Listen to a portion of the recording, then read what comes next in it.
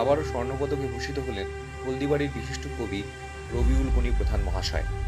এছাড়াও স্বর্ণপদকে ভূষিত হন জলপাইগুড়ি সদর ব্লকের বোয়ালমারী নন্দনপুর প্রসন্ননগর পাড়ার কবি সাহিত্যিক বিকাশ সরকার, ময়নাগুড়ি ব্লকের কবি মাহেদুল হোসেন এবং রৌপ্যপদকে ভূষিত হলেন হেলাপাকড়ির বিশিষ্ট কবি আবু তাহের রব্বানী।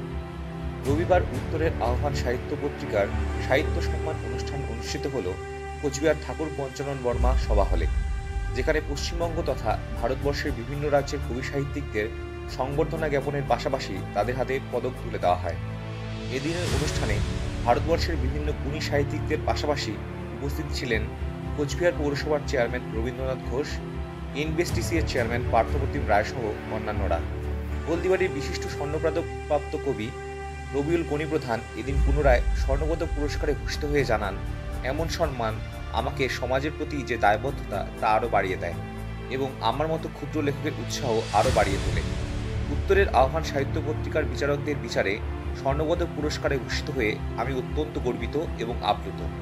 তিনি আয়োজকদের অনেক অনেক ধন্যবাদ ও কৃতজ্ঞতা জানিয়েছেন। তিনি ভালো থাকুন, সুস্থ থাকুন, সংস্কৃতির সাথে থাকুন। আপনারা দেখছেন নর্থ বেঙ্গল সমাচার, উত্তরের বার্তা, সত্যের পথে।